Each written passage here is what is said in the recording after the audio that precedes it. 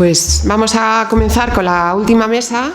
Yo estoy aquí encargada únicamente de presentar a Juan Carlos, lo cual es un peso muy grande para mí, porque en la anterior jornada no pude presentarle, por las circunstancias que tuvimos en la duración de las intervenciones, no pude presentarle.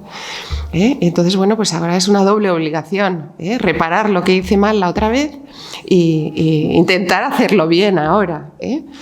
Bien, ¿por qué yo me he fijado en Juan Carlos? ¿Por qué me fijé en Juan Carlos para hacer la primera jornada, el debate de nombramientos discrecionales de la primera jornada? No le conocía realmente. Bueno, pues me fijé por dos cosas muy simples, muy sencillas y con toda sinceridad os voy a contar. La primera es porque es el creador del himno del Foro Judicial Independiente.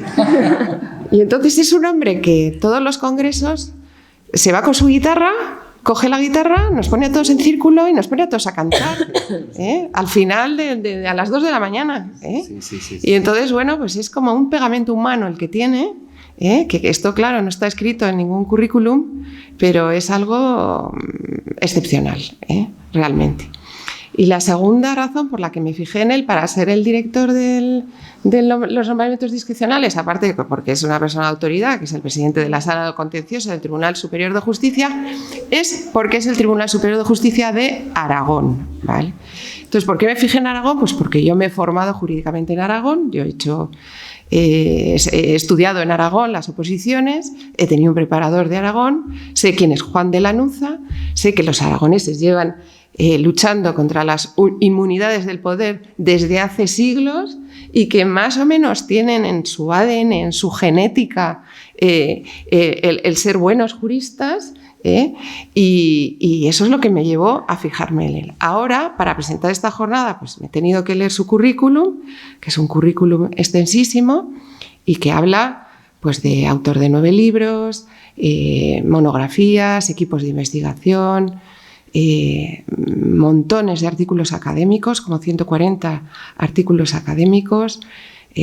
Todos estos artículos llegan hasta el año 2022, 2023, lo que pone de relieve para mí, que estoy desde dentro de la casa, que es una mente preparada, es un hombre con una profunda vocación por el derecho, que se ha dedicado al estudio y a la reflexión, de lo que se beneficiarán los destinatarios de sus sentencias, que no conocen todo el trabajo que hay detrás, ni la diferencia en que el juez que las dicte esté preparado y no esté preparado, de esta manera que está él. Y la segunda cosa en la que me he fijado, aparte de ser una mente preparada, son sus méritos. Es poseedor de medallas. Ahora se dan muchas medallas a gente que no las merece, pero realmente que te den una medalla a los abogados, los abogados de Zaragoza, realmente es para estar orgulloso de ello. Así que sin más, pues os dejo con Juan Carlos. ¿Y yo qué digo ahora? Bueno. Ay, perdón. Buenos días. No me lo esperaba. Yo dije, bueno, le afeé la conducta porque entre compañeros el año pasado fue muy entretenido lo de los nombramientos discrecionales. Vino Sieira y Garzón. Sí.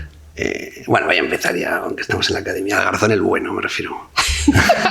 El magistrado del Tribunal Supremo es una broma. Pero como lo hago siempre, no lo voy a dejar de hacer hoy. Y le dije, no me has presentado. Pero era broma, claro, evidentemente.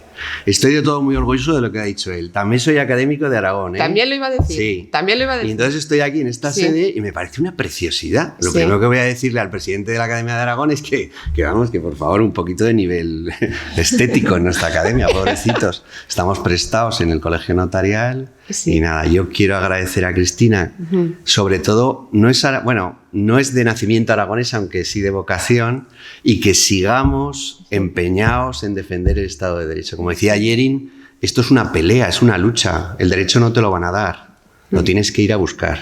En Aragón somos muy pesados, muy bruticos también, ponemos cuestiones de inconstitucionalidad aunque nos las quiten el mérito, sin razón.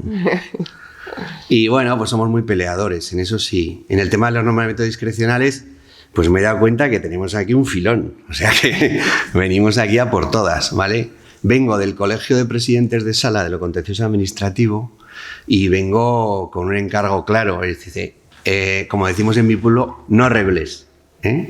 Ya sabéis que reblar es echar para atrás. No, los de Aragón no reblamos. Estoy encantadísimo. Quiero, sobre todo, dar las gracias al Foro Judicial, que sigamos siendo ahí, como dice la canción. Somos pocos, pero más independientes no encontraréis.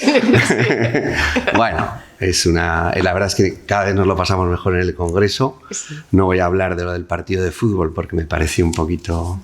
Pero también juego al fútbol, ¿eh? Mal, pero juego. Bueno, vamos a empezar porque yo creo que tampoco hay muchas cosas que decir y la verdad es que estoy también abrumado por los dos compañeros que me ha preparado Cristina, a la que le agradezco muchísimo esta mesa. Voy a hacer un poquito de introductor. No vamos a hacer unas ponencias doctrinales, entre otras cosas, pues porque no somos nada doctrinales, que bueno, la catedrática por supuesto, pero, no lo sé. Pero bueno, vamos a intentar que sea un diálogo, nos vamos incluso a intentar interrumpir y tal. Yo ya reconozco que vengo muy provocador, o sea que bueno, tampoco el foro lo merece. Lo primero, me toca a mí hablar de lo primero. Vamos a intentar hacer una exposición, voy a intentar hacer una exposición interna y externa de la importancia del acceso a la cúpula judicial. Ya entro en Barrena, ¿vale? Yo no sé si deberíamos presentar a los compañeros, sí, ¿no? Sí, para que no se vayan como tú la otra vez. Voy a empezar por mi compañera de la derecha, solamente físicamente a la derecha, que es Rosario Serra Cristóbal, es catedrática de Derecho Constitucional de la Universidad de Valencia e investigadora del Instituto de Derechos Humanos, vicedecana de la Facultad de Derecho de la Universidad de Valencia. Y a mi izquierda, también solamente físicamente, Joaquín Vives de la Cortada, que es un compañero especialista de lo contencioso administrativo, que durante mucho tiempo, y yo creo que viene en esa calidad, fue secretario general del Consejo General del Poder Judicial, a la que recuerdo alguna noche en Coruña, creo que fue en Coruña, que nos lo pasamos particularmente bien. Bueno, voy al tema.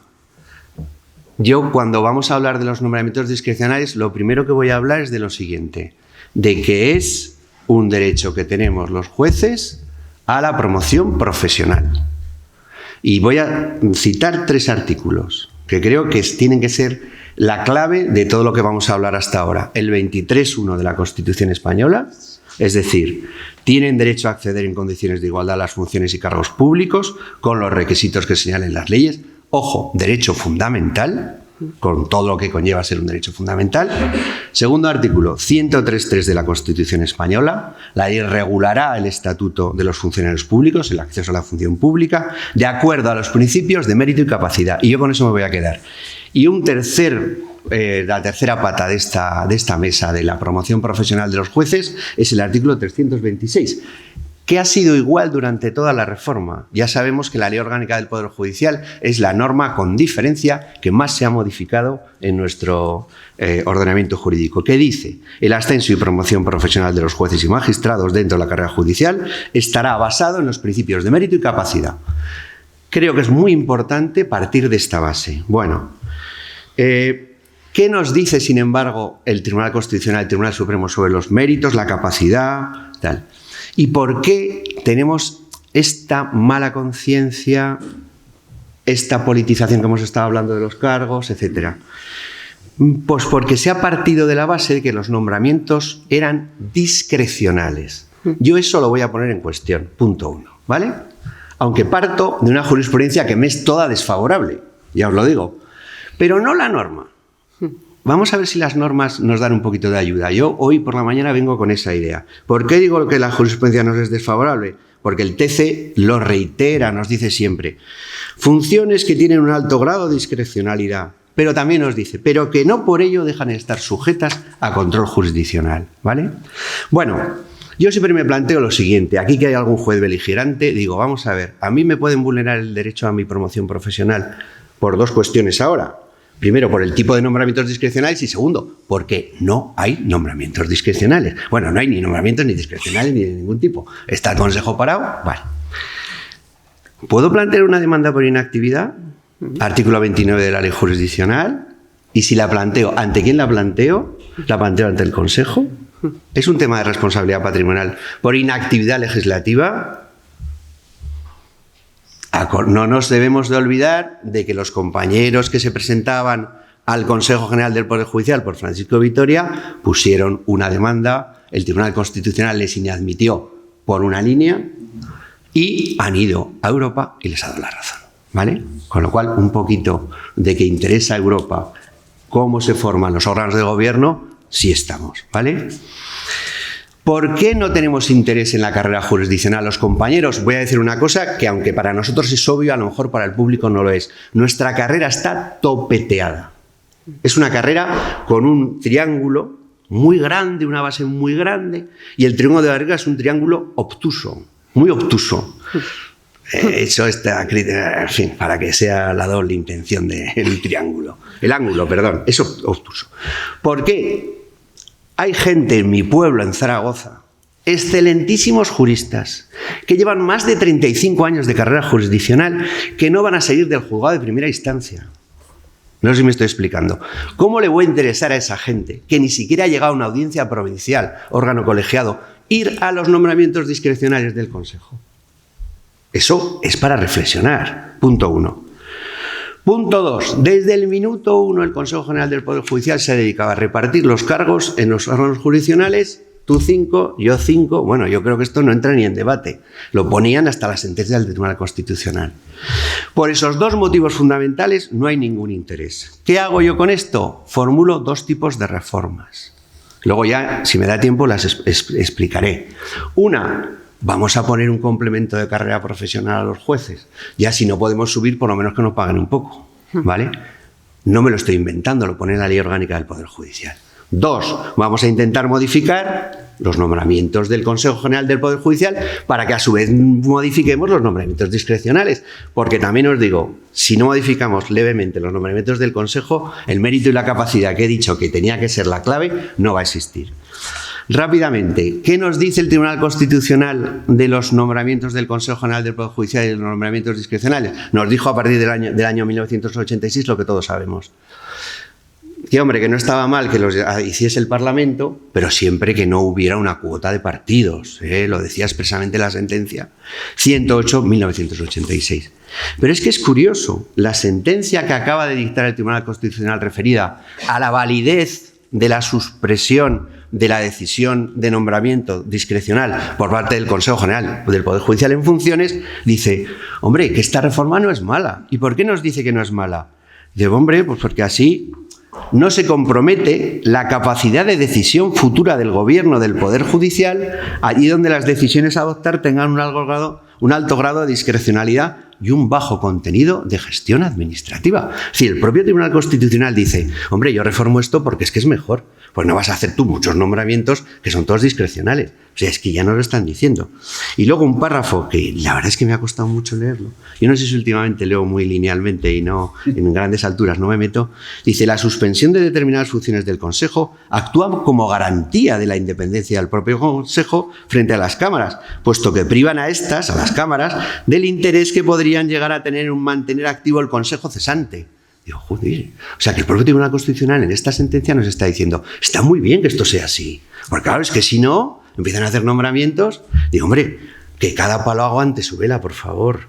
Pero no que no aguante la vela de la falta de promoción profesional y de que fundamentalmente no se hagan los nombramientos por mérito y capacidad. Y en esta primera introducción acabo y voy a copiar una frase, un párrafo, voy a deciros, un pequeño parrafito que sale en el voto, que nos comentará, que sale en el voto, aquí igual te lo he pisado esto del parrafito, bueno, perdón, pero solo quería esto, es que me encantó.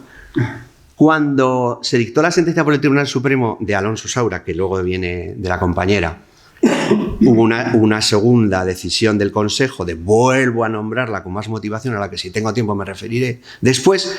Y en ese momento se ejecutó esa sentencia por el Consejo General del Poder Judicial. En el voto de Jiménez Quesada, que es un voto excelente, que yo invito a todo el mundo a leerlo con detenimiento, dice lo que dijo el Consejo para negarse a hacer ese incidente de ejecución y volver a nombrar al compañero que había nombrado en una primera. Dice, este Consejo considera que en ningún caso puede admitirse que cuando el legislador no limita la discrecionalidad o cuando el Consejo no se impone límites, un tercer órgano, cualquiera que sea, puede arrogarse funciones constitucionales ajenas a su competencia, privando y degradando al órgano constitucional al que se atribuye esa función hasta el punto de hacerla indistinguible e irreconocible de la de un simple órgano administrativo.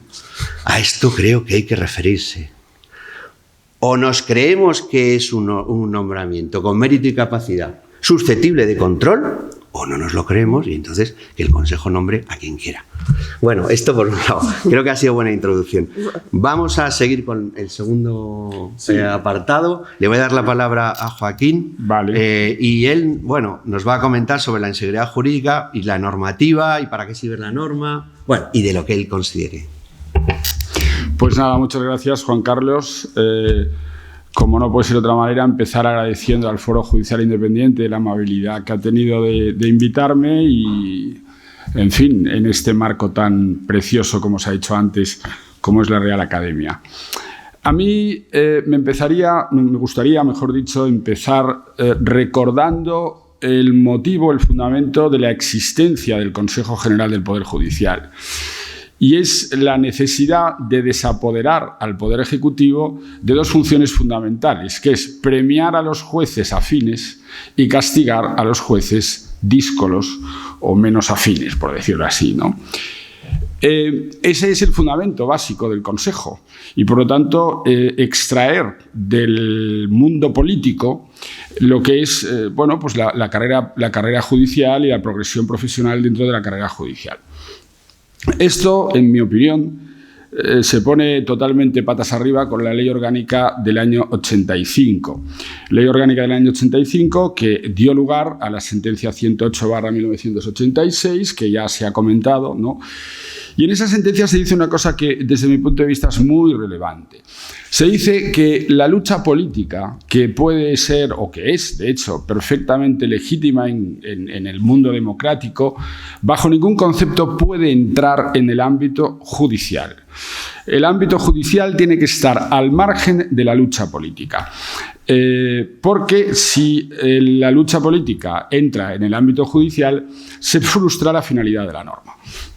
También me gustaría recordar, y esto Carlos Brevel lo sabe porque lo hemos comentado, que el autor de la enmienda, precisamente, que prosperó y que hizo posible la elección de los 20 vocales del Consejo General del Poder Judicial por las Cortes, que fue un diputado vasco que se llamaba Vandrés, él publicó un artículo poco después de la primera renovación del Consejo que se titulaba "Yo tuve la culpa". Y en ese artículo explicaba que lo que ocurrió después con el reparto, digamos, de vocales en función de la adscripción política no tenía nada que ver con el fundamento de lo que había sido su enmienda.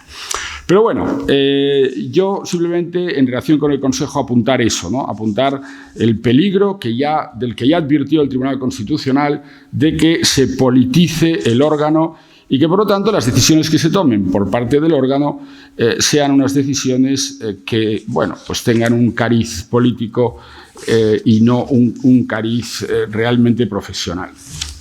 Entrando ya en materia, bueno, la potestad del Consejo General del Poder Judicial de hacer los nombramientos discrecionales ha sido una materia relativamente polémica desde el minuto uno, por decirlo así, ¿no? Siempre ha habido, pues, contestación en relación al ejercicio de esa facultad. En un primer momento, en un primer estadio, la jurisprudencia, lo que decía, el Tribunal Supremo lo que decía es que cumplidos los requisitos que han de tener los candidatos de antigüedad y de especialidad dentro de la jurisdicción correspondiente, cumplidos estos requisitos, le corresponde al Consejo General del Poder Judicial la discrecionalidad en todo su potencial.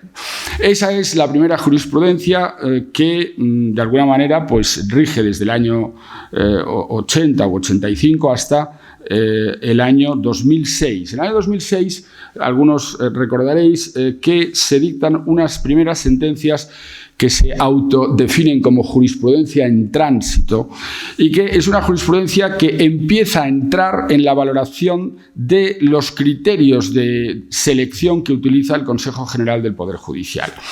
Esa jurisprudencia lo que viene a decir es que el Consejo General del Poder Judicial tiene discrecionalidad, esa discrecionalidad no es ilimitada, tiene sus límites en los principios de mérito y capacidad fundamentalmente, y en tercer lugar utiliza el criterio de es decir, exige una motivación al Consejo General del Poder Judicial que justifique este concreto nombramiento y que se conozca con esa motivación que ese concreto nombramiento es el que realmente hay que hacer y no el nombramiento de los otros que han concursado en ese mismo concurso.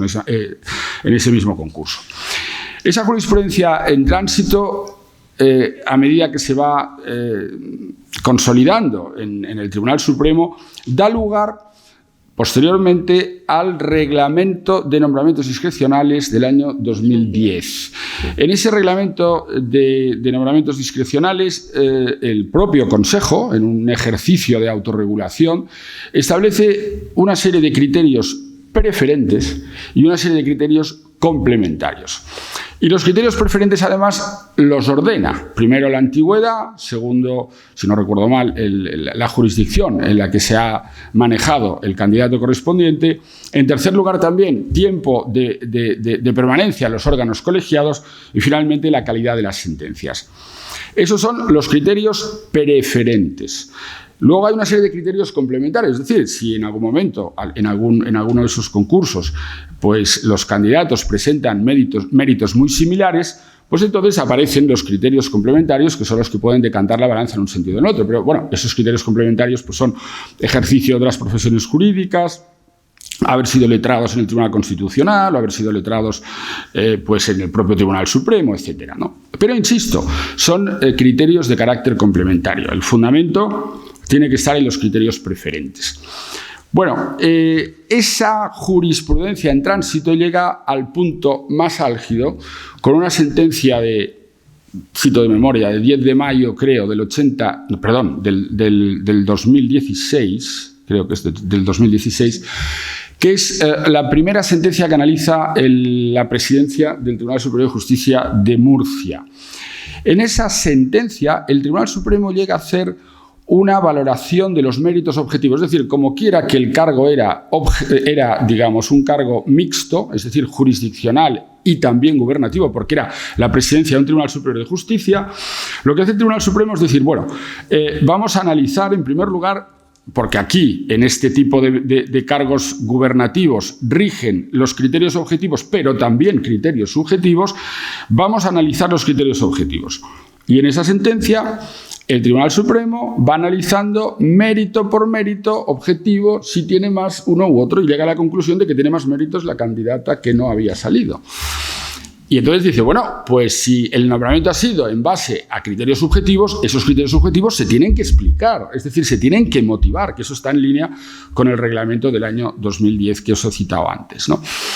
Bueno, esa sentencia da lugar a que el Consejo General del Poder Judicial vuelva, porque no hace el nombramiento, nunca lo hace, es el Tribunal Supremo, decir, bueno, hay dos candidatos, digo que este no es el correcto, pues nombro al otro. Eso nunca lo hace el Tribunal Supremo, siempre dice, bueno, se devuelven las actuaciones, lo acaba de hacer ahora con la fiscal, con el nombramiento de la fiscal de sala, la anterior fiscal general del Estado, también ha devuelto las actuaciones al Consejo Fiscal para que elija al fiscal de sala que corresponda. Y entonces, bueno, pues esta es un poco la situación, ¿no? Es decir, se devuelve al Consejo General del Poder Judicial, el Consejo General del Poder Judicial vuelve a convocar un pleno y se vuelve a nombrar a la misma persona. Pero en este caso se hace la motivación que el Tribunal Supremo ya considera suficiente, pero con un matiz importante, y es que el Tribunal Supremo en este momento utiliza, al menos por primera vez desde que se inició la jurisprudencia en tránsito, lo que se llama la valoración conjunta de los méritos, ¿no? Valoración conjunta de los méritos que, bueno, que en principio se aparta un poco, ¿no?, de lo que establecía el reglamento del año 2010 y que además yo creo que esa valoración conjunta en cierto modo nos retrotrae al principio, es decir, cuando tú cumples los requisitos para poder concursar, a partir de ahí ya se da o se deja al Consejo General del Poder Judicial una discrecionalidad prácticamente pues absoluta, ¿no?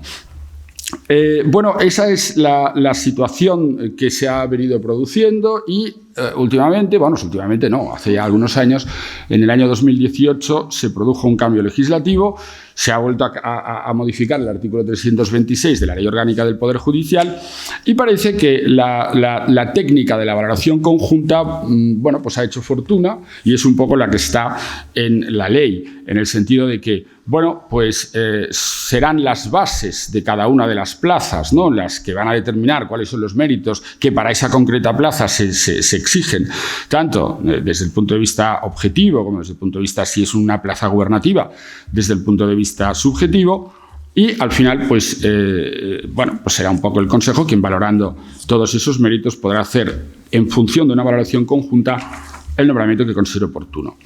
Bueno, como estamos en la situación que estamos y no hay posibilidad de hacer nombramientos discrecionales, sí se pueden hacer los otros, ¿no?, los nombramientos reglados, los que esto sí, por supuesto, por eso faltaría más, ¿no?, porque entonces ya, pero claro, estamos en la situación que estamos con un Consejo capitidisminuido que no puede hacer los nombramientos, y con el gran problema que esto supone para el Tribunal Supremo, que se nutre de nombramientos discrecionales, pues esa es la situación en la que estamos, ¿no?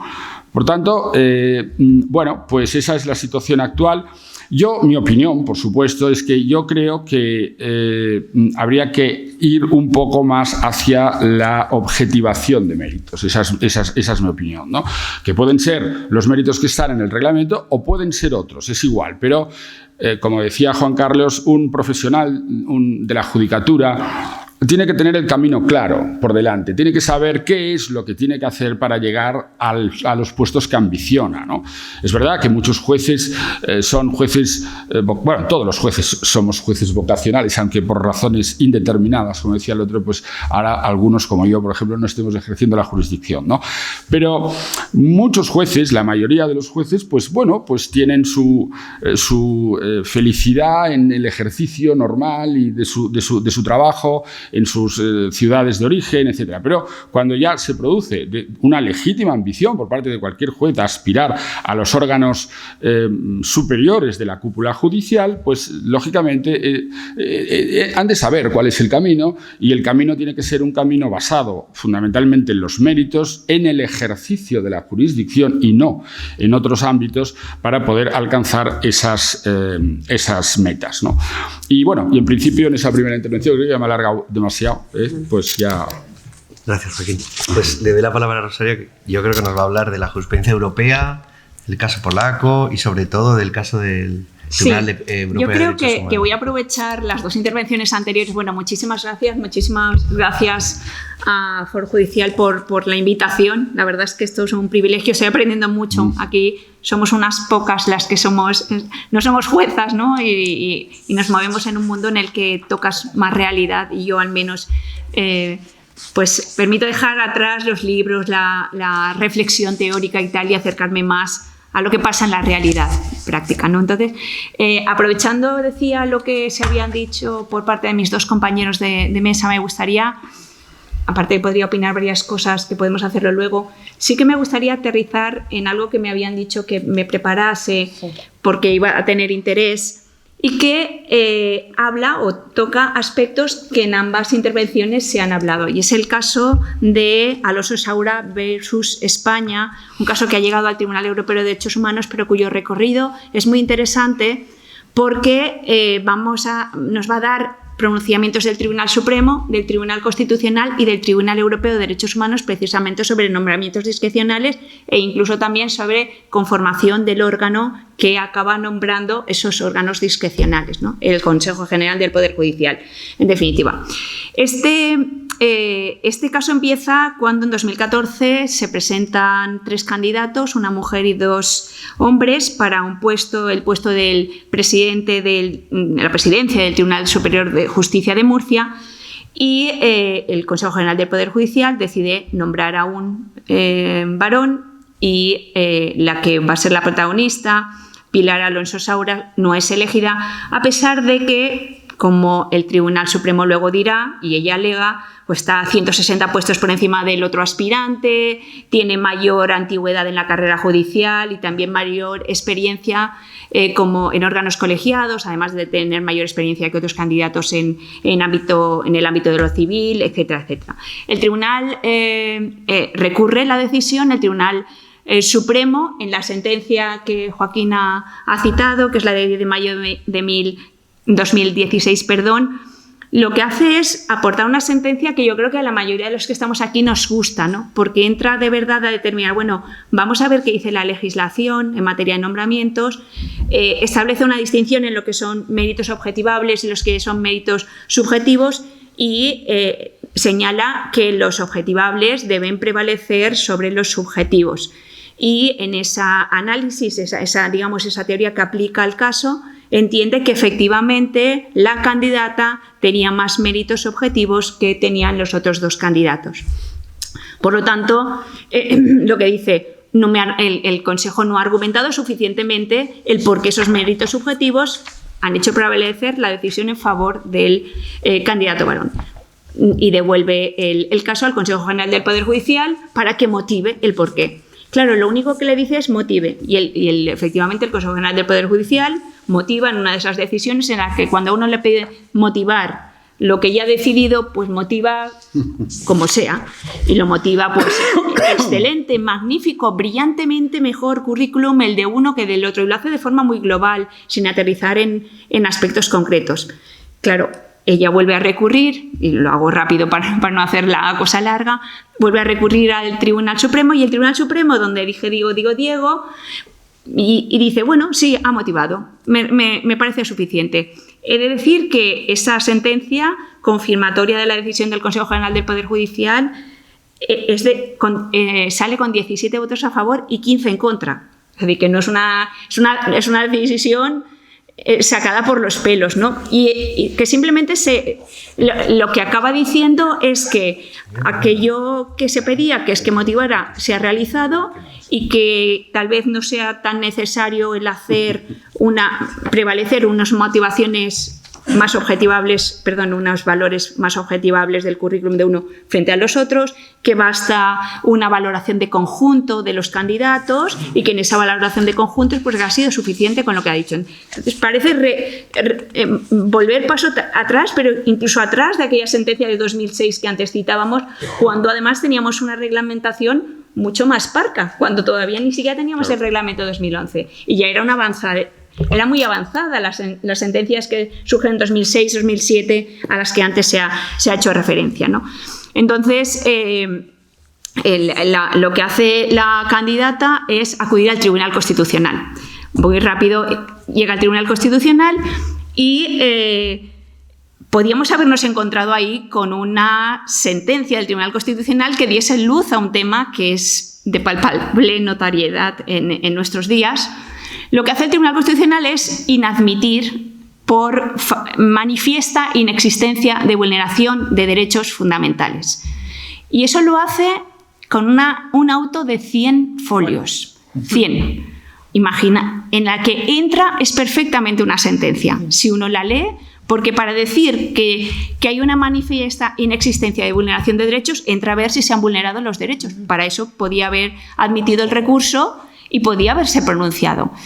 Y es imprescindible leer ese auto para entender que el Tribunal Constitucional no está amparando ninguna de las posiciones que seguramente defenderíamos en esta mesa, porque acaba diciendo, primero, los dos derechos que alega la recurrente son el derecho a la tutela judicial efectiva y el derecho a que las sentencias se ejecuten en sus justos términos, en concreto la del Tribunal Supremo, que el Tribunal Constitucional acaba diciendo, usted se ha podido defender, ha podido recurrir, la sentencia efectivamente dijo que se tenía que motivar, se motivó y usted ya tiene sentencia. Eso es lo que le dice. El segundo argumento que se utiliza es el principio de igualdad y en concreto el principio de igualdad y la posibilidad de analizar las cuestiones desde la perspectiva de género, incluso haciendo uso de acciones de carácter positivo, lo que se llaman acciones positivas.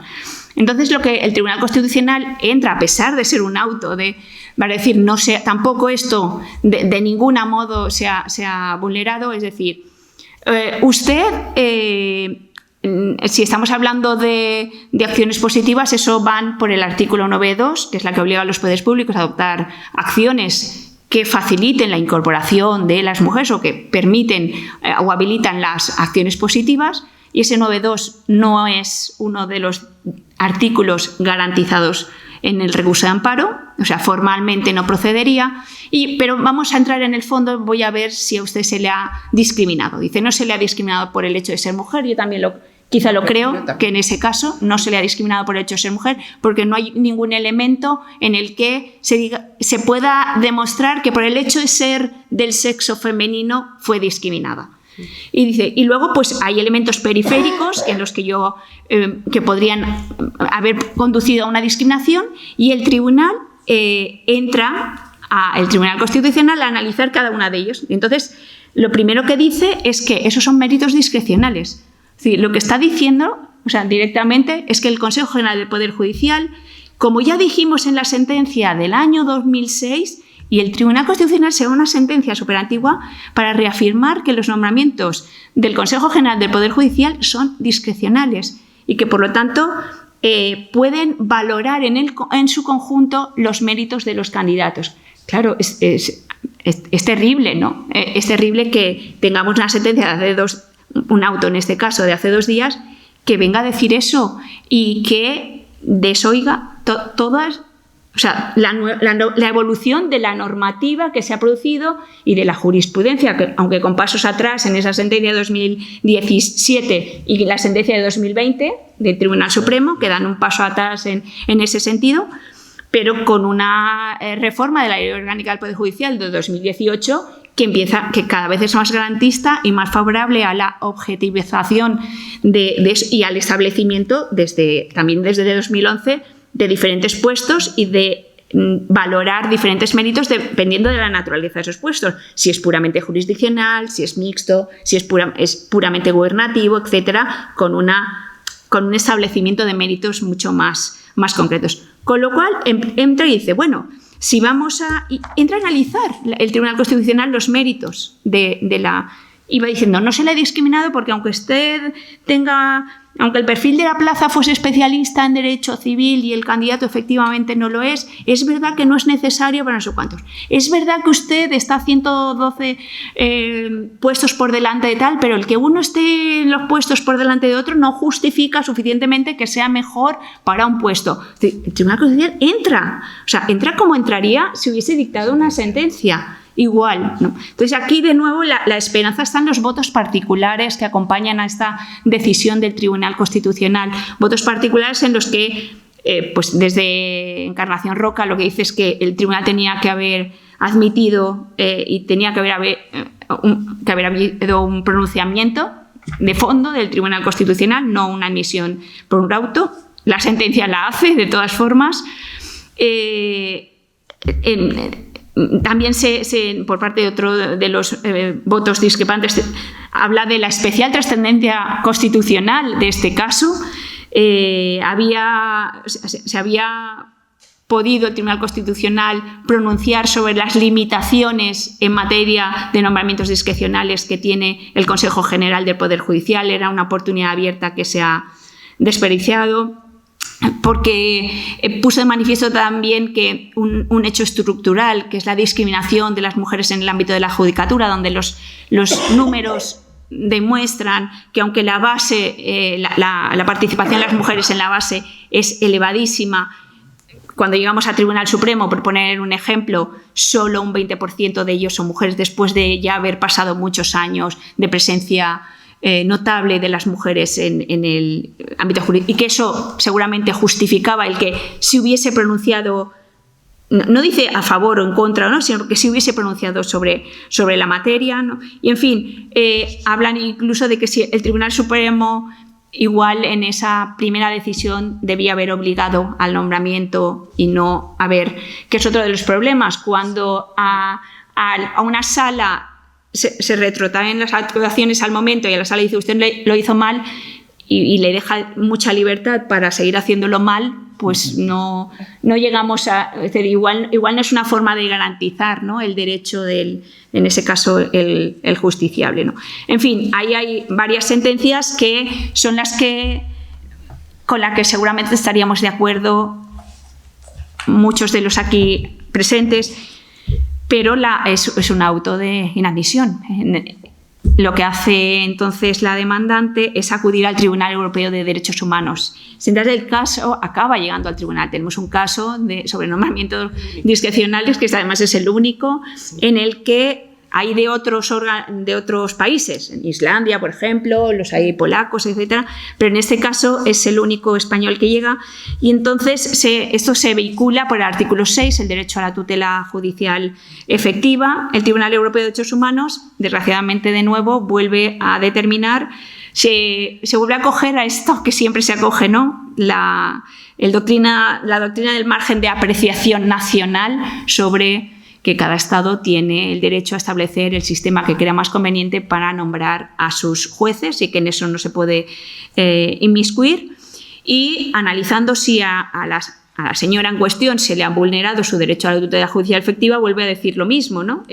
Usted pudo recurrir, se le dictó sentencia, pudo volver a recurrir, pudo, y por lo tanto el derecho a la tutela judicial efectiva no le fue vulnerado, y por lo tanto pues no ha lugar a reconocer que ha habido una actuación contraria al Convenio Europeo de Derechos Humanos, tal como se plantea. La recurrente alegaba también, volvió a alegar el principio de igualdad. Y a ello hará, o sea, el Tribunal Europeo de Derechos Humanos lo que va a decir es que no cabe una aplicación con automatismo de ese principio de igualdad. Pero digamos que lo más interesante en esta sentencia es que va acompañada de dos votos concurrentes, que parecen ser disidentes más que concurrentes, y de un voto discrepante que la verdad es el que antes decíamos, el del español, Luis Jimena Quesada, que abre una puerta muy importante a muchos de los temas que han salido ahora y que estamos hablando, ¿no? ¿Qué cosas se dicen en los votos concurrentes que son interesantes, ¿no? Pues dice que el problema es que casos en estos, como en los que los criterios subjetivos adquieren tal valor, eclipsando incluso a valores curriculares objetivos de los candidatos, hacen que al final el sistema se vuelva de tal forma que el proceso se convierta en absolutamente discrecional. Y eso lo dice el voto concurrente. O sea, no es decir, que está diciendo, y dice que una solución podría ser asignar un coeficiente a cada criterio, permitiendo así ponderar los distintos elementos que han de tenerse en cuenta, los objetivos por un lado, como la antigüedad, puestos previamente ostentados, la variedad tal, y los subjetivos por otro lado. Es decir, incluso hace recomendaciones al sistema. Está poniendo de manifiesto que ahí hay unas carencias importantes en el sistema español en ese momento. Pero lo más interesante es el voto particular del profesor, que es el profesor Luis Jimena Quesada, juez ad hoc ahora del Tribunal Europeo de Derechos Humanos, que hace referencia a dos cuestiones. Por un lado, el procedimiento como tal, y por otro lado, la cuestión de la igualdad. En cuanto al procedimiento y la valoración de los méritos, resalta que el Consejo había ignorado totalmente la relevancia de méritos objetivos que concurren en ella y que no concurren en él. Lo dice así de claro, ¿no? Y había dado un peso desproporcionado a méritos subjetivos, favoreciendo al candidato y no argumentándose, utilizando expresiones que no venían más que a justificar de una forma como muy volátil o muy indeterminada los méritos del varón frente a los de la recurrente, ¿no? Dice, alega que la jurisprudencia del Tribunal Europeo de Derechos Humanos ha exigido en más de una ocasión que el acceso a la función pública requiere atender solo y exclusivamente a los función de méritos y capacidad, y cita alguna de sus sentencias. Y advierte un peligro, dice: si le damos tanto poder discrecional al Consejo General del Poder Judicial, no es de extrañar que los partidos políticos tengan tanto interés en nombrar a esos miembros del Consejo General del Poder Judicial. En la medida en que permitimos una capacidad tan amplia de un órgano en el sistema de nombramiento de las altas instancias jurisdiccionales, pues ponemos en peligro al propio órgano de gobierno del Poder Judicial y a la utilización que se hace del mismo. Por lo tanto, ahí pone de nuevo esto de que podemos luego seguir hablando de cómo podríamos, digamos, modificar ese sistema de elección de los miembros del Consejo General del Poder Judicial. Y ya, para terminar, no quiero quitar más tiempo, ahonda en la cuestión de la discriminación estructural existente en la Judicatura española. Pone en manifiesto que en ese momento solo había una presidenta del Tribunal de Justicia en toda, y que era muy llamativo que después de todos años no se tuviese en consideración el criterio de género a la hora de interpretar. En todo caso, y esa es mi opinión, yo no creo que aquí se tratase de una discriminación por razón de, es una discriminación por razón de mérito, ¿no? Y no, porque esto podría entrar a operar cuando estamos hablando de currículums idénticos, y entonces decir, bueno, podríamos permitirnos entonces aplicar esas normas positivas y aún así con toda la excepcionalidad que siempre deben tener, como ya las sentencias Marsal, Calán, que nos dijeron en su momento, ¿no? Con esa absoluta excepcionalidad. En todo caso, son cosas, ven ustedes que ahora están publicadas ya algunas de las plazas que no se pueden, digamos, no pueden salir todavía, pero las bases están publicadas y hacen referencia a esta posibilidad de, en igualdad de candidaturas y de méritos en esas candidaturas, que se pudiese plantear que la mujer pudiese obtener una preferencia allá donde está infrarrepresentada, que efectivamente es en la carrera judicial. Gracias y perdón por la premura.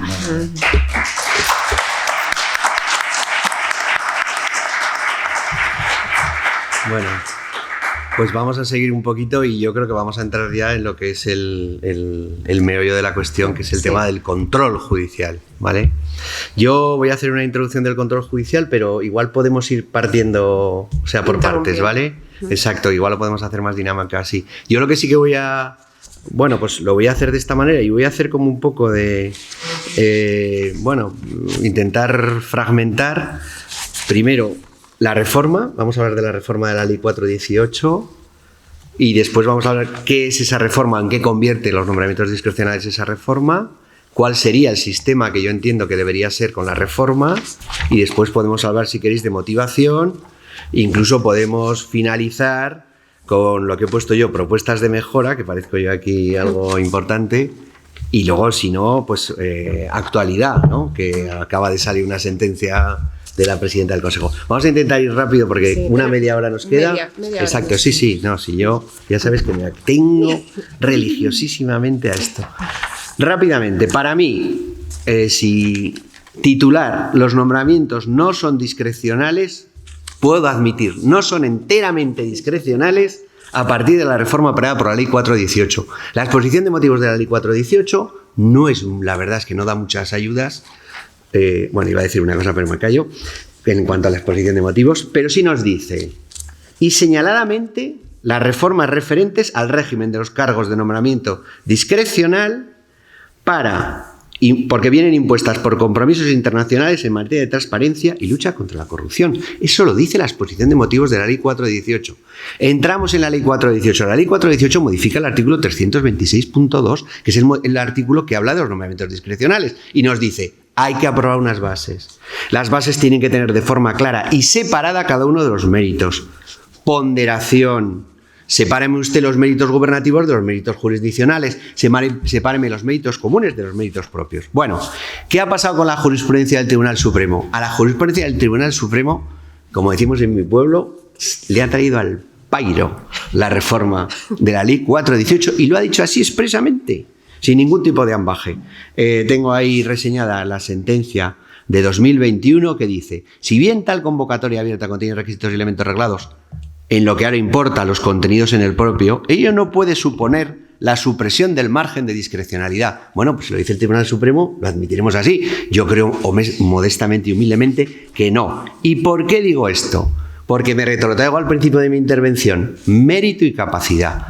Si no podemos darle la plaza al más meritorio, estamos incumpliendo la Constitución, a mi humilísimo punto de vista.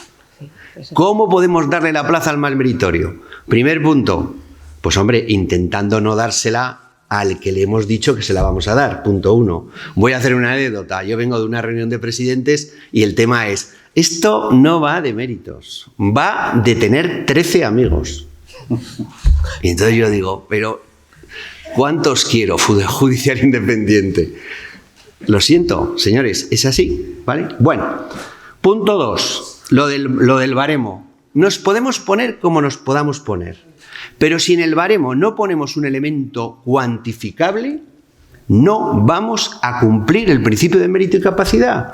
¿Por qué? Porque a mí ha sido ilustrativo el señor profesor Jimena. ¿Por qué dice antes, ahora cómo se valora, cómo se pondera? Se pondera con adjetivos. Sí. Es impresionante. Sí. Yo lo reseñaba ahí, digo... Sí. Espectacularmente bueno, fenomenal, brillantísimo. No sé, es como si fueran tus hijos y les estuvieras dando ahí una... Vale, por favor, vamos a ser serios. Pero es que además yo solo reseñé una cosa.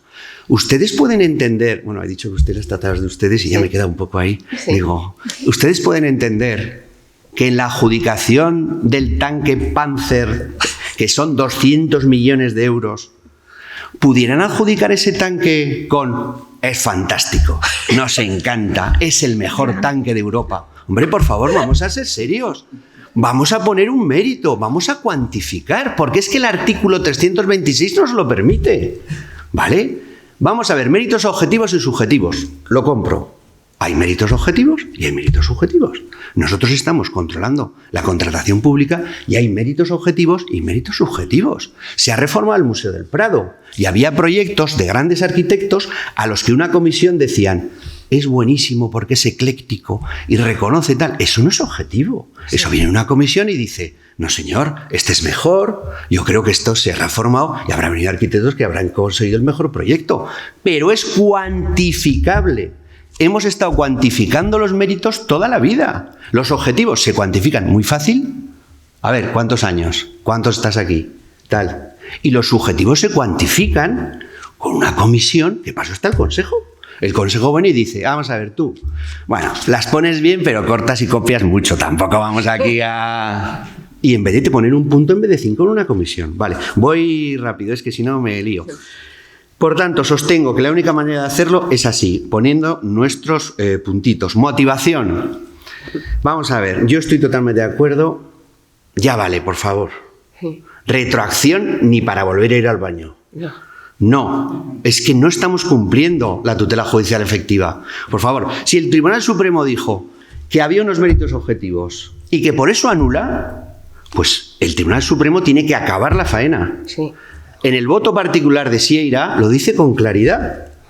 Le dice: no señor, es que ¿qué nos va a ocurrir? Nos va a ocurrir con los tributaristas del doble tiro. No sé si hay algún tributarista por aquí. Pues es que es lo mismo. Le estamos dando la posibilidad al órgano administrativo de volver a motivar. Pero vamos a ver, es que no me extraña que la señora esta, a la que no conozco, y que necesitaría una cuestación económica de todos los que vamos a ser beneficiados, pues es que no me extraña que recurra hasta el infinito y más allá. Como lo de... Es que me parece un disparate.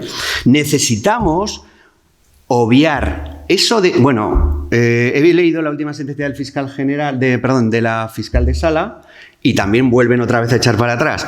Y he leído y he dicho: no, retente, Juan Carlos, retente, que lo había pedido así. Digo, vale, si lo ha pedido así. Si ha pedido la retroacción ante el Tribunal Supremo, pues bueno, principio de pretensión. Pero por favor, lo de la motivación. Es que no, además, os voy a decir una cosa. La motivación solo se puede hacer antes de la decisión. Es que es de cajón. O sea, lo que no podemos hacer es: ya hemos tomado la decisión. Si es que de aquí no nos va a levantar nadie. Es un órgano administrativo. Si un órgano administrativo va a tomar una decisión, fuera. ¿Por qué digo esto? Porque en el fondo no se están nombrando a los compañeros, se están designando, que es distinto. Estamos votando, pues como votamos en un jurado que decimos, bueno, ¿cuál es el trabajo de infantil del colegio más bonito? Pues el que te parece más bonito, o el que más te gusta, o el del hijo de la señora que te parece más estupenda, o al revés, o el hijo... Pues claro, pues decisiones que no están objetivadas, pero no estamos para eso, estamos para nombrar a los más meritorios, y nunca nombraremos a los más meritorios si no cuantificamos. Bueno, sí, pudiera pasar que el Consejo General del Poder Judicial fuese un órgano casi del cielo, que viniese gente sin corazón político ni cabeza política, que conociese a toda la carrera judicial y que fuese como una especie de tribunal de honor en el que dijesen, hombre, el mejor de contratos es este señor. Pero es que eso no existe, señores, eso no existe. No vamos a ser inocentes, ¿vale? Con lo cual, pues a mí me parece que... Y acabo en mi intervención. Arbitrariedad y desviación de poder. No sé si han conocido la sentencia de desviación de poder. Me parece una sentencia, pues bueno, se ha tirado a la... Bueno, y hablaré de otra cosita más y quiero dejar también... Sí, vamos bien, vamos a quedar tiempo de todo. He ido muy rápido. Arbitrariedad y desviación de poder. En la sentencia de fiscal de sala se dice una cosa muy interesante, que a mí me ha dejado pasmado. Bueno, en la de ayer también. Quiero hablar de eso. Se dice desviación de poder, que es una institución que los jueces administrativistas hemos utilizado, tal, que siempre decíamos, pero al final, primero veo si el acto administrativo es conforme a derecho y luego al final ya veré a ver si ha habido desviación de poder o no. Aquí la verdad es que entran directos. La sentencia, para el que la quiera leer, es muy clarita y me parece que además está muy bien escrita. Luis Díez Picazo escribe bien a mi modo de ver. Y dice una cosa, desviación de poder en el concepto clásico es no hacer lo que la ley te dice. Y dice, oiga, usted, aunque fuera un nombramiento, fíjate que estamos hablando de un verdadero nombramiento discrecional, ¿eh? No confundamos. A mí cuando hablamos de distintos nombramientos digo, no, yo solamente os estoy hablando del 326, de nombramientos discrecionales. Para mí no, de la carrera judicial. Los otros, cada uno tiene su normativa, ¿eh? Eso no tiene nada que ver. Vale, pero dice, ¿por qué es desviación de poder? Porque ha hecho lo que no le permite la norma. La norma le dice que tiene usted que mirar a una persona meritoria y tal. Y no, nombra a la fiscal general, a la que fue fiscal general, porque considera usted que tiene que subir a fiscal de sala por haber sido fiscal general. Claro, también es verdad que si leemos la sentencia, en la comparecencia sale, lo dice una vez el fiscal general, graban las reuniones del Consejo Fiscal. No sé. Eso es curioso. Eso me ha parecido que es un poco... No sé si hay un deber de secreto ahí. No sé. Yo, desde luego, como me enteré de que algunas cosas de estas del Consejo de la Sala de Gobierno o algo me la graban, lo mato al tío ese. Porque entonces ya no puedes hablar. Digo yo, pero bueno, está así en la sentencia, ¿eh? Y es prueba. Bueno, un poquito más. Si esto es así... A mi modo de ver, cuando hay un nombramiento discrecional que no respeta rigurosamente el principio de mérito y capacidad, lo siento, hay un nombramiento, en moderno le llamaríamos arbitrario, en antiguo le llamaríamos en desviación de poder, ¿vale? O sea que yo creo que esto es así. Acabo. Mis propuestas de mejora, que no he hablado de eso.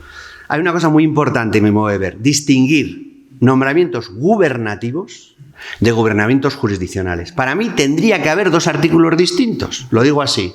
¿Por qué lo digo? Porque yo soy muy favorable al proyecto de ley que nos dice en los tribunales de instancia, que no se ha aprobado, no sé cómo estará eso porque ya lleva mucho tiempo, que los nombran por votación los miembros del órgano jurisdiccional. Porque es un órgano gubernativo. Yo lo he hecho perfecto. Si quisiéramos que es una correa de transmisión del Consejo, pues yo feliz. Que lo nombre el Consejo directamente. Y que nombre al que más le guste. Cumple unos requisitos y ya está. Porque es gubernativo. Pero el que está ejerciendo jurisdicción forma parte de lo alto de la carrera jurisdiccional y por lo tanto hay que nombrar al más meritorio.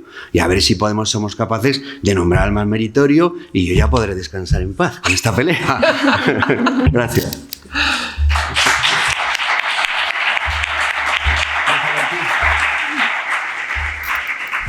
Solo brevemente, yo creo, vamos, absolutamente de acuerdo. Yo creo que además esa diferencia entre el tipo de plaza de la cual estamos hablando ya la hace el reglamento, sí. Con lo cual lo único que tenemos es cumplir con lo que tenemos, que siempre es mejorable obviamente, ¿no? Pero ya lo establece y la reforma de 2018 lo sigue haciendo y de acuerdo, no es lo, o sea, habría que establecer méritos diferentes, pero incluso si ahora leemos y hablamos de presidentes del Tribunal Superior de Justicia, dice, los méritos serán capacidad de coordinación, de relación, de no sé qué, no sé cuántos, y también los del artículo 5, que son los que se utilizan para decir que prioritariamente se ha de atender a la excelencia en la acción jurisdiccional. Con lo cual, lo que está diciéndote es que, sea cual sea, el mérito del valor en el ejercicio de la función jurisdiccional está por encima de todo. Es decir, que tenemos ya herramientas y el problema es que no se aplican. Y la mejor forma, y en eso estoy de acuerdo contigo, de hacerlo es, como decían ya los votos particulares del auto del Tribunal Constitucional, y luego también lo reitera Luis Jimena, y es baremar estableciendo porcentajes concretos. Es decir, ya no, los méritos son estos, sí son estos, pero ¿qué peso van a tener cuando yo pase a baremar los diferentes candidatos? Porque si no, claro, deja ese ámbito de decir, bueno, el primero es el primero y lo valoro, pero yo le voy a dar más peso al segundo o al tercero o al cuarto, o en qué porcentaje en el acceso a la función pública en cualquier ámbito, todos esos méritos están tasados. ¿Y en qué porcentaje vale el currículum? ¿Qué porcentaje la antigüedad? ¿Qué porcentaje? Si eso lo aplicásemos al acceso a los cargos discrecionales que llamamos, ganaríamos desde luego en objetividad, sin ninguna duda, ¿no?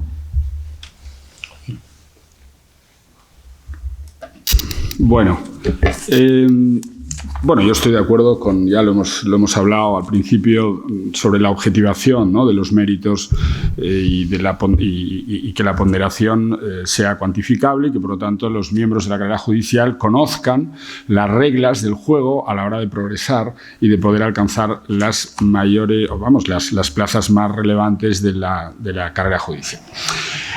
Yo, como lo decía Juan Carlos al principio, recientemente, esta semana, la semana pasada creo que fue, ¿no? Y ayer se han dictado sentencias muy importantes en materia de nombramientos, aunque no afectan a la carrera judicial, pero sí que son unas sentencias que nos pueden permitir al menos introducir aquí una serie de reflexiones, ¿no? En concreto, en estas sentencias yo destacaría 4 conceptos que nos gustan mucho a los administrativistas porque los manejamos con frecuencia. La desviación de poder, por una parte. En segundo lugar, también, eso no solo es de los contenciosos, el tema de la legitimación activa, que se ha reconocido a una determinada fundación.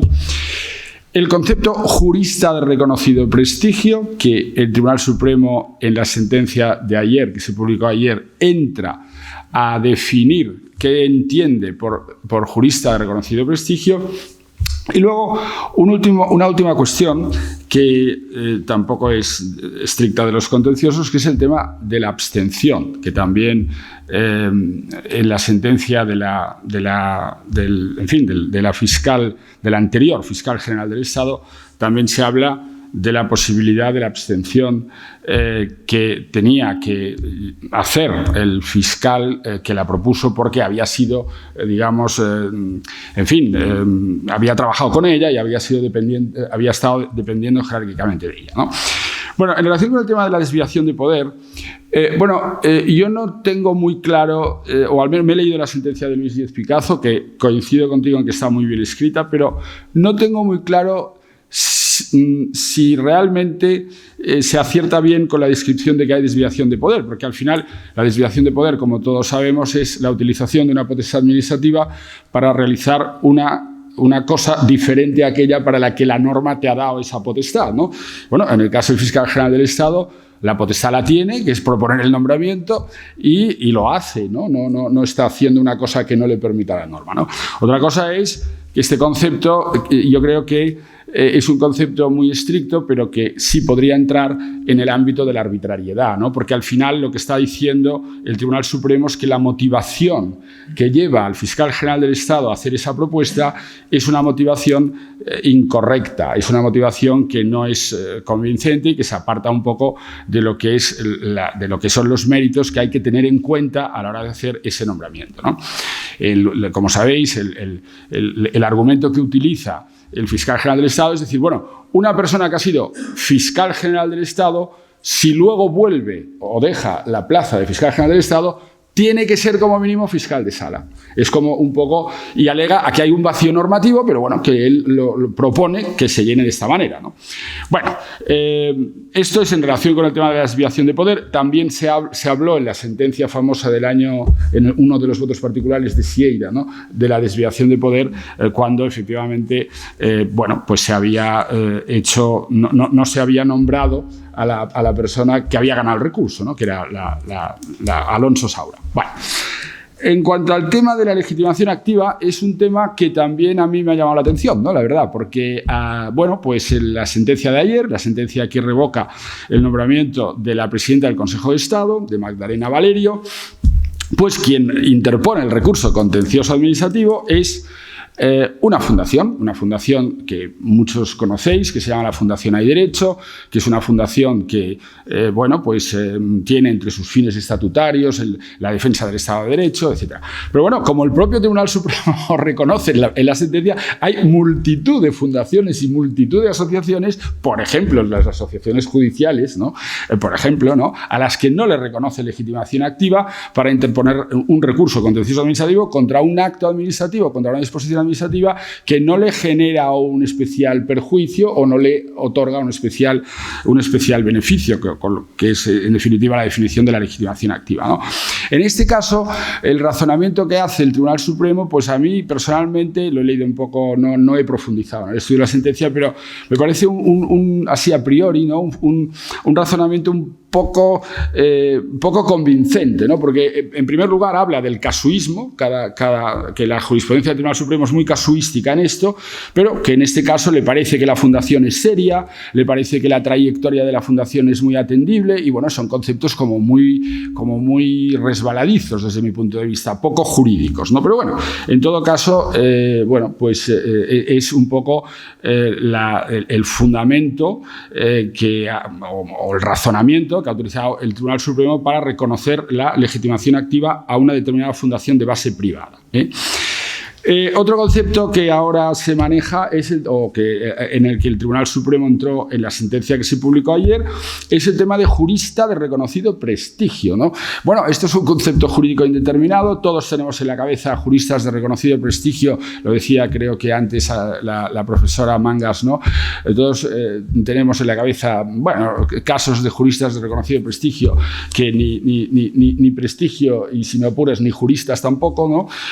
Y que sin embargo pues están ocupando puestos relevantes en el organigrama judicial o en el organigrama institucional español, ¿no? Bueno, el Tribunal Supremo entra, utiliza, digamos, como criterios para definir el concepto de jurista de reconocido prestigio los propios conceptos que están en la Real Academia de la Lengua, habla de qué significa prestigio, qué significa estima, qué significa reconocimiento, etcétera, y al final pues termina diciendo que la presidenta del Consejo de Estado última, pues no era una jurista de reconocido prestigio. Sí era una persona versada en temas de Estado, porque es el otro requisito que se exige, pero no es una jurista de reconocido prestigio. Bueno, pues es un avance, ¿no? Es un avance en términos de que al menos ahora ya sabemos qué es lo que el Tribunal Supremo entiende que es jurista de reconocido prestigio. Y por último, perdón, está lo de la abstención. En la sentencia de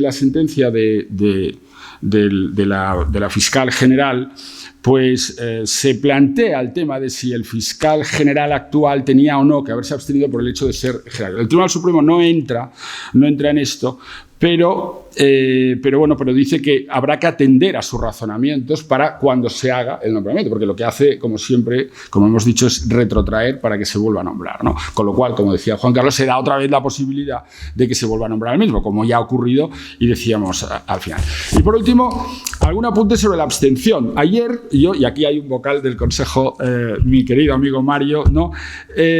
Ayer se abstuvo un vocal del Consejo General del Poder Judicial en el informe informe del Consejo sobre el nombramiento del fiscal general del Estado. Que, como sabéis, el Consejo tiene que ser oído. Su informe no es vinculante, pero tiene que ser oído. Y por primera vez, como hoy reseñaban los periódicos, el Consejo General del Poder Judicial ha dicho que el fiscal general no es idóneo, ¿vale? Y aquí se ha producido una abstención que a mí me ha llamado mucho la atención, porque la abstención ha sido por ser hermano de una persona que formaba parte de la sala que revocó el nombramiento del fiscal. Bueno, yo no sé si esto está o no en alguna de las causas de abstención. Yo me lo he estado repasando así un poco y me ha parecido un poco, en fin, que no sé, que no me ha parecido muy claro, ¿no? Pero bueno, en todo caso, es un tema que dejo ahí por si alguno quiere hacer algún comentario al respecto. Gracias. Sí. Eso de las abstenciones también a veces me plantea la duda de, bueno, sabemos que muchos de los nombramientos vienen marcados por la tendencia ideológica posiblemente o el interés en que determinados jueces promuevan y no otros, ¿no? Porque se espera algo de ellos, obviamente.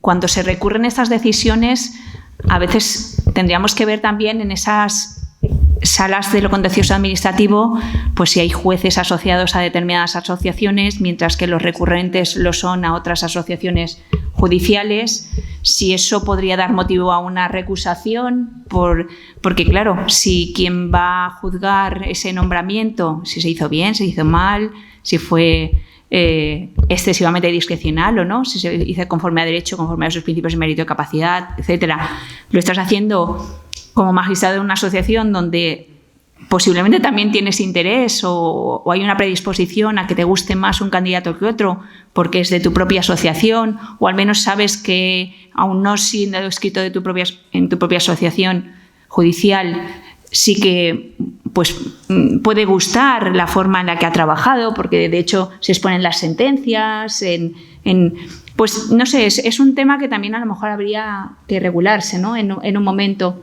Me ha venido a la cabeza por lo que tú has dicho, ¿no? De cuándo procede la abstención o no en este tipo de decisiones. Sí, la norma, ¿no? Habla del interés directo, indirecto, hay varios casos, el tema de la amistad, etcétera, ¿no? Bueno, pues ahí también hay un elemento un poco, en algunos casos subjetivo y en otros casos no tan subjetivo. Pero yo, por ejemplo, el caso que yo citaba, yo no sé, no he leído la resolución del Consejo, por lo tanto no he visto en qué está basada, ¿no? Pero viendo un poco los supuestos que la ley orgánica del Poder Judicial, aunque se refiere más a causas de abstención judiciales, ¿no? Y luego la Ley de Procedimiento Administrativo es la que habla un poco de los órganos constitucionales supletoriamente, pues es lo que está hablando o lo que me ha parecido a mí que podía tener encaje es el interés directo o indirecto en una determinada resolución. Pero bueno, a mí sigo pensando que el hecho de que una sala en la que está tu hermano haya dictado una determinada sentencia no te impide a ti cumplir con tu función, porque no tiene por qué vincularte si hay una idoneidad o no hay una idoneidad, aunque es verdad, y es uno de los argumentos que se ha utilizado, ¿no? Es decir, el hecho de que se haya revocado una propuesta por parte del fiscal general del Estado, pues le hace inidóneo. Bueno, pues no sé, estamos entrando en un terreno como muy, digamos, ambiguo, y a mí me parece que al menos a mí me suscita bastantes dudas, ¿no? Pero sí, el tema de las asociaciones, el tema de los nombramientos, en el Consejo yo no he nombrado a nadie, porque el secretario general no nombra a nadie, pero sí está presente y ve y tal, y bueno, y sí, de alguna manera pues hay proximidades y el hecho de que pues se presenta un candidato de una determinada asociación, normalmente esa asociación le apoya. Bueno, pues son cosas que están ahí, que a lo mejor se podrían por supuesto regular, ¿no? Sí, estamos ya empezando a entrar en materia y se está acabando el tiempo, ¿eh? ¿Sí? ¿Alguien quiere hacer alguna pregunta? Lo que quería hacer era una reflexión más teórica, ¿no? De decir, bueno, las causas de abstención son causas que están tasadas en la ley y que, por lo tanto, pues tienen que ser muy ajustadas a lo que dice el ordenamiento, porque si te abstienes en un caso que no te puedes abstener, pues oye, tú tienes que cumplir con tu trabajo y tal. Era más una reflexión sobre la aplicación de la abstención en este caso, que no, por supuesto, sobre el contenido de la sentencia, ¿no? Y además, si me dices que el vocal fue el más beligerante, ¿no? Pues te quiero decir que está claro, ¿no? Bueno, a ver. Es que de las cosas que ha comentado Joaquín de esa sentencia, a mí una de las cosas más sorprendentes, y lo digo así, es esto, claro, porque la propuesta no es el nombramiento. En la sentencia la leí una sola vez y tampoco he estudiado, por supuesto, mucho la sentencia, pero la sentencia sí se refiere expresamente a eso, ¿eh? Sí, se refiere a eso. Entonces, y dice que como el Consejo de Ministros no puede hacer otra cosa que nombrar lo del propuesta, pues que hace como una especie de acto debido, entonces dice que contamina, no sé si lo digo bien, pero algo así dice la sentencia, contamina porque en realidad el acto que ellos declaran en desviación de poder es en la propuesta, ¿eh? Se lo dice expresamente la sentencia. Sí. Lo que pasa es... Puede no nombrar, efectivamente. Ahí la sentencia, pues es lo que es, ¿eh? Lo dice así. Bueno, yo creo que... Bueno. Lo que sí que quería antes de irnos es decirle a Joaquín que a mí la sentencia de la legitimación de hay derecho, no porque sea hay derecho, pero vamos, estoy súper satisfecho con todas las... O sea, quiero decir... Ya vale de autolimitarnos estas legitimaciones. Y ya lo de las asociaciones judiciales...